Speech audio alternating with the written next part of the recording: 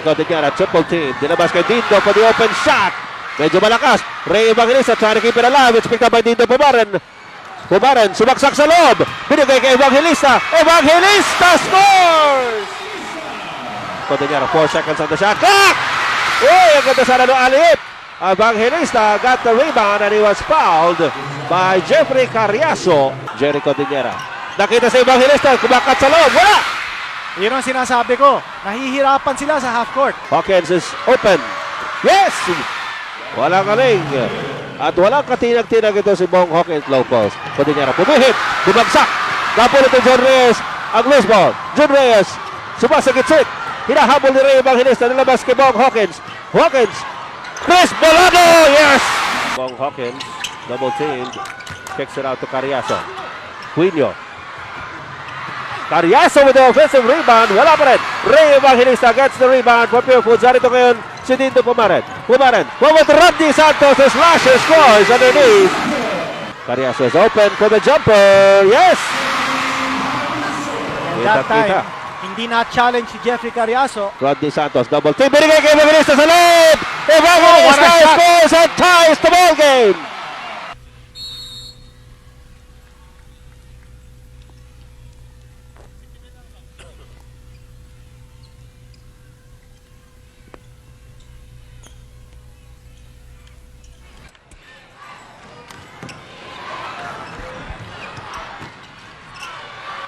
Umpisa po ng second quarter ng laro ito ng Alaska at Pure Foods for the championship of the 1996 All-Filipino Conference. Sumaksak si Rodney Santos.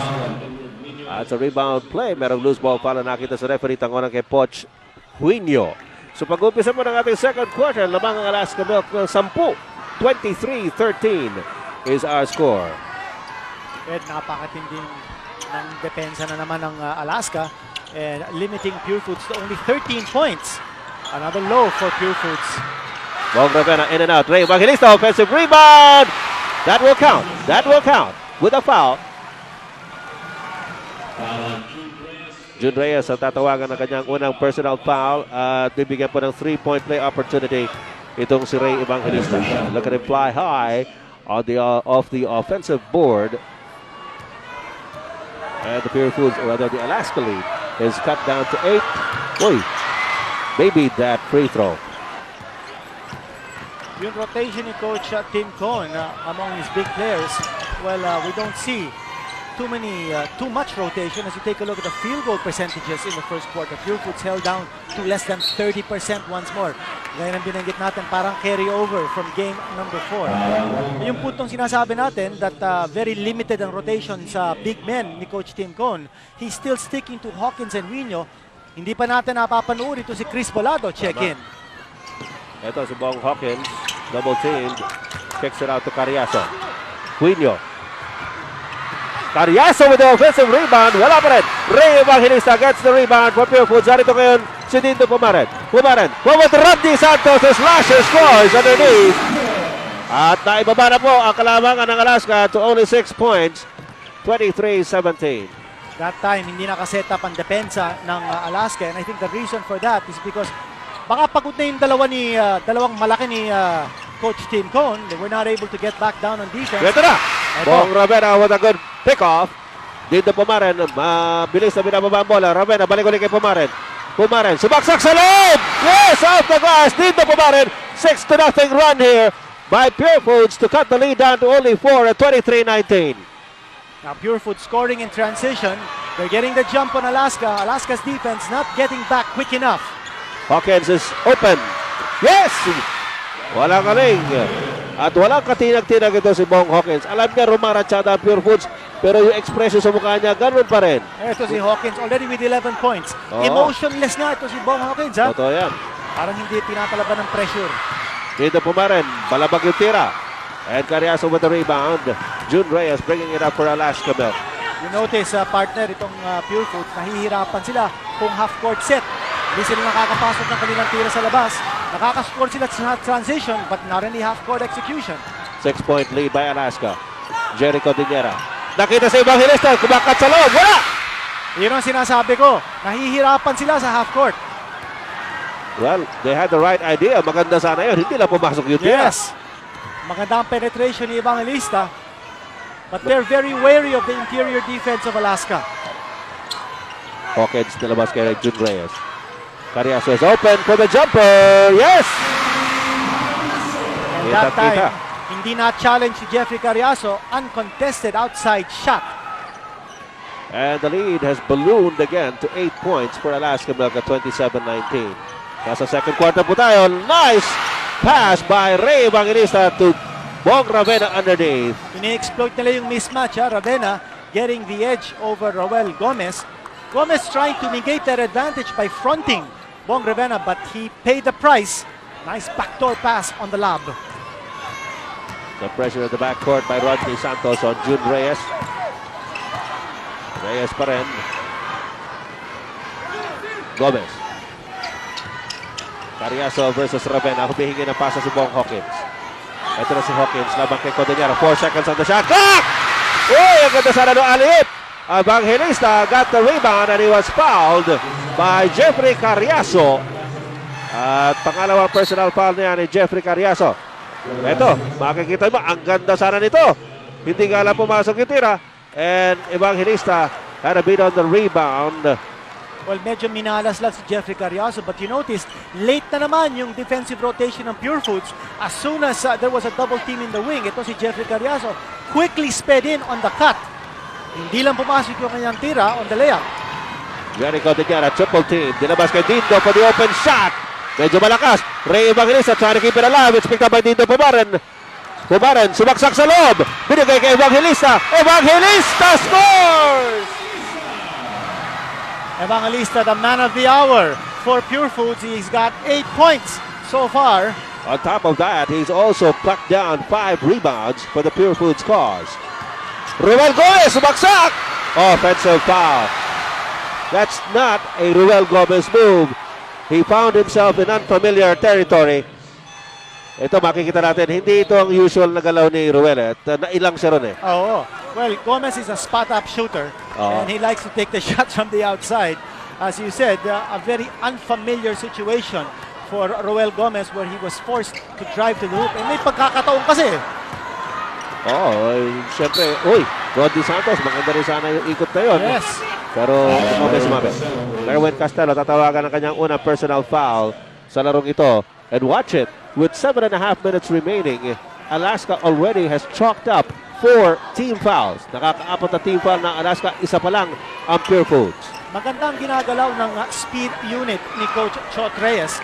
And he's got Santos, Pumaren, and Ravena. And they're giving Pure Foods good mobility in the half court. Bong Ravena, bounce pass to Codeniera inside. At si Chris Bolado, umamin ka agad. Ako may sala, sabi ni Chris Bolado. At medyo humingi siya ng paumanhin dito. Ayun, medyo niyakap na ron si Jerry Codeniera. At ayun pa, sinigundahan pa. Okay. Ray Evangelista. That's 5 team fouls already for Alaska. Oo. Ito si Rodney Santos. Binigay kay Jerry Codeniera at low post. Codeniera pumihit. Bumagsak. Kapulit ni John Reyes. Ang loose ball. John Reyes. Sumasagit-sit. Hinahabol ni Ray Evangelista. Nilabas kay Bong Hawkins. Hawkins. Chris Bolado. Yes! Yan ang paborito ang spot ni Chris Bolado. Pag nakuha niya dyan ang bola, he will take it strong to the hoop. At wala makakapigil dyan kay Chris Bolado pagka gumalaw na ng ganyan. Well, nakakita ni Chris Bolado ang opening and Jerry Codeniera was not there to bother that shot. 6-point lead by Alaska. Alam mo, nagkakaroon ng mga defensive lapses ang Pure Foods. And here's Chris Bolado bringing down that rebound authoritatively. 6.5 minutes to go in the second period. 6-point lead by Alaska. Rodney Santos with a steal. Yes, and good anticipation on the slasher's part. Pinag-uusapan natin ngayon na si Chris Bolado. Napakaganda ng hairdo ni Chris Bolado. Gusto mo kayahin? Oo. Kung meron akong katawang kagaya niya. Kala Bagay kasi. Kala ko kung meron kang buhok na katulad niya. Rodney Santos is at the line. Kagaya na nabanggit mo dito. Nasa penalty na. Itong Alaska Milk with 6 minutes and 28 seconds remaining in the second period. Rodney Santos at the line. Lumalaban itong speed unit ni Coach Chot Reyes. We mentioned earlier that Pure Foods is having a difficult time penetrating the half-court defense of Alaska. But ang counter naman ni Coach Shot Reyes noon is to use mobility to keep the defense moving, to keep it guessing. At of course, one factor is Patrimonio is not on the court. And so the defense is kept guessing because naging unpredictable na ang opensa na naman ng Pure Foods. Chris Bulano runs into Ray Evangelista, and referee Bayo Ledesma will call the foul on Evangelista. Yan ang una pa lamang na personal foul ni Ray Evangelista, and only the second team foul for Pure Foods, whereas Alaska already has 6. 6 minutes and 14 seconds remaining, second quarter. Lastimosa. May double team sa kanya. Dilabas kay Merwin Castelo. Binigay kay Hawkins. 3-point shot. Wala. Pinapik na Evangelista ang bola kay Rodney Santos. Santos, binigay kay Dindo Pumaren. Meron yata pumito ron. Nagkailangan yung mga player. Rodney Santos. Nice move, Rodney Santos.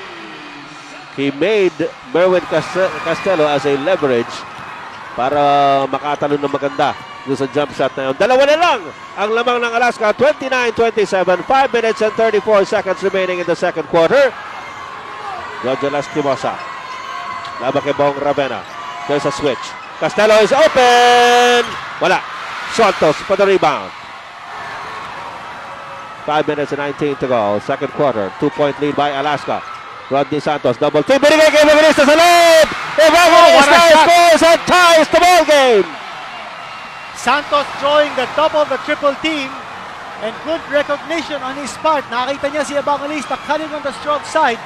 Pero mahirap na tira yun yung kay Evangelista. Mahirap talaga yun. He had to use body control and get good balance to put in that shot. 29 all. Lastimosa short. Loose ball. Medyo nagpapanik kayo ng Alaska. And ill-advised three-point attempt by Lastimosa. No chance of getting inside the hole. And Ravena scoring it from outside. That's from three-point range. Bong Ravena, walang tao sa ilalim pero pinukol niya from the corner. And Pure Foods leads it by 3. 32-29. We have a timeout.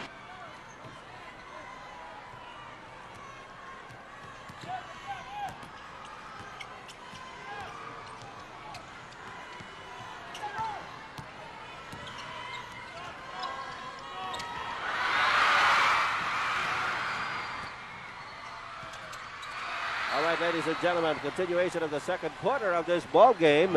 Ang ating pong score, 32-29. Paumanhin po ninyo mga kaibigan. Medyo nawala lang kami sandali para naman mas exciting para sa inyo. Pero kayo po Maganda on paliwanag air na kita. tayo.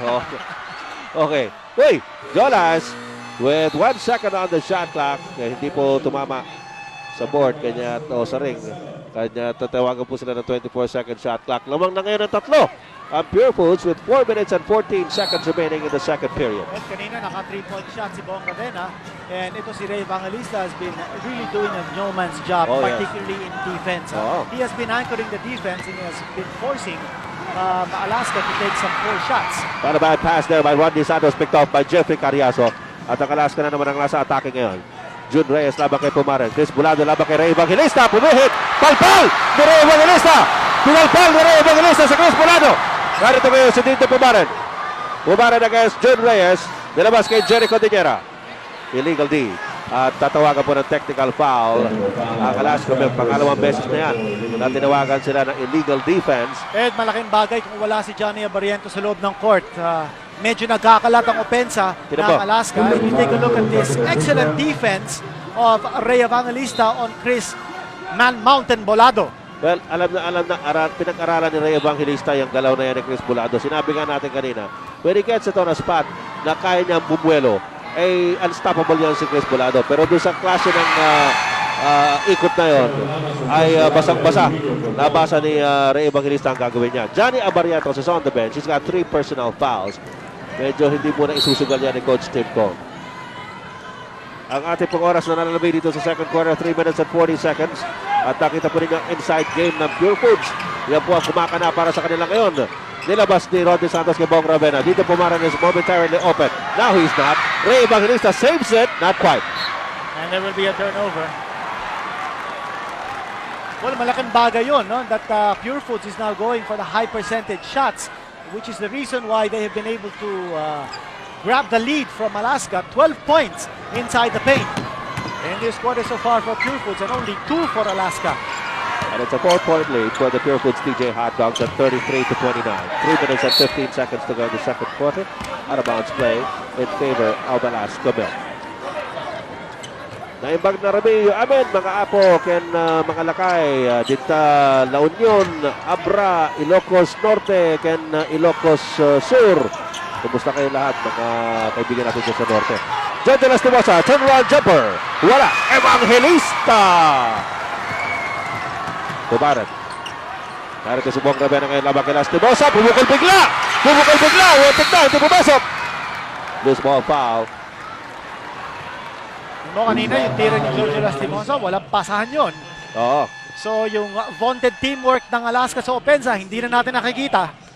Ito yung tira ni Bong Ravena na hindi pumasok at ang loose ball foul na tatawagin kay Ray Evangelista. And we have a timeout.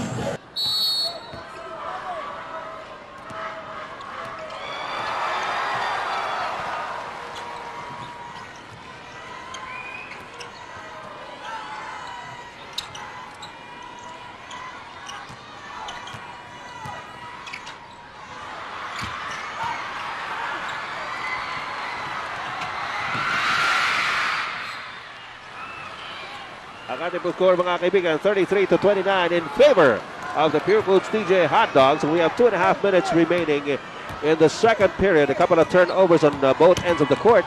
At ngayon, si Johnny Abarientos po, nasa loob na para sa Alaska Milk. Jeffrey Carriazo, si Kevin Ramos din nga pala, ay pumasok na rin para sa Alaska. Abarientos sumaksak sa loob, sinalubog agad ang depensa ng Pure Foods at meron tatawagan ng foul. Yan po ay si Dindo Pumaran, ang kanyang first personal foul in this game. Well, Coach Steve Cohn doesn't want this situation to get worse. Kanya binalik niya kaagad ito si Johnny Abarientos. Oo. Napunan niya no, with Abarientos sitting on the bench. Lumamang na itong Pure Foods. Tandaan po ninyo, meron na 3 personal foul itong si Johnny Abarientos. Give and go play. Jeffrey Carriazo is fouled inside. You notice that Abarientos was not involved in the play, but the fact that he is on the court gives impetus to the movement and the rotation of the players in offense. Kanya nakita natin ito si Jeffrey Carriazo getting the pass from Kevin Ramos. And previous 2 or 3 plays of Alaska, ito si George Lastimosa forcing his shots, not making the pass and trying to make one-on-one moves. Kanya hindi maganda ang flow ng opensa ng Alaska, which is the reason kung bakit ito si Coach Tim Cohn pinalik na muli ang Flying A. 2 minutes and 10 seconds remaining dito po sa ating second quarter. Teka muna, bakit mo po kaagad si Dindo Pumaran? Sabi ng mga officials ay hindi pa nakapapasok. Hindi pa pinapayagan pumasok si Olsen Racela na dapat pumalit sa kanya. So mamaya na raw yung palitan nga. Carriazo with 2 free throws. At Alaska. Oo. Incidentally, Ed, let's give an update on the field goal performance of 2 key players of Alaska. Lastimosa, 2 out of 9. Carriazo, 1 out of 5. Cause for concern. Codinera at low post against Kevin Ramos. There's the double team by Carriazo. Codinera, nag-arap na papasahan. 3 seconds on the shot clock. Good fake. And the basket by Edmund Reyes. Partner, yun ang sinasabi ko kanina in the pre-game, no? Jerry Codinera need not be double-teamed. And when he's double-teamed, Alaska's defense is not quick enough to stop the open man. Hindi sila nagro-rotate. Kanya nakakahanap ng opening yung Pure Foods. Well, that's a good decoy play there by Jeffrey Carriazo, getting Kevin Ramos in scoring position. At ang lamang po ng Pure Foods, dadalawa, 35-33. We have 1 minute and 15 seconds remaining in the first half. Rodney Santos ngayon isolated against Jeffrey Carriazo. Santos pa rin. Ito na si Lastimosa, dumodoble. Jerry Codinera, di makatira. Binigay kay Dindo Pumaran. 7 seconds on the shot clock. Naghahanap ng mapapasahan si Dindo. There's a switch. There's a tap. There's a steal by Alaska. Lastimosa up ahead. Mahabol si Rodney Santos. Lastimosa pulls up and scores. At tabla ang ating labanan at 35 all. We are tied at 35. Bong Ravena. Pumaren underneath against Abarrientos. They're challenging Johnny Abarrientos' defense. Yes, and that's the right idea on Pumaren sparked. 3 fouls into si Johnny Abarrientos. He wants to cripple the Flying A. Oy. Tinabig ni Kevin Ramos yung kamay ni Jericho Diniera, and he's going to be called for the offensive foul. Frustrated to si Kevin Ramos. He really has not been able to show anything at all in this game so far. And remember, Kevin Ramos ayun. had 13 points in game number 4. At kinausap ni Coach Tim Con si Kevin Ramos. Sabi niya, anong nagawa mo? What did you achieve doon sa ginawa mo ngayon? 20 seconds to go here in the second quarter. Pure Foods is on top by 2. Edmund Reyes, binigay kay Cordillera. Narito ngayon si Bong Ravena. Low post play. Cordillera, yes! At maghahabol ng buzzer si Carriazo. Hindi mabot. Cordillera looks at the clock. And Pure Foods, TJ Hot Dogs, scrambling to stay alive in this series. They have a 4-point lead at the end of 24 minutes of play. And stay tuned, folks, because we still have more surprises on halftime. Coming up, Alaska celebrates 25 years of corporate success. And, of course, we're going to have our locker room reports and halftime analysis. All these after a few reminders.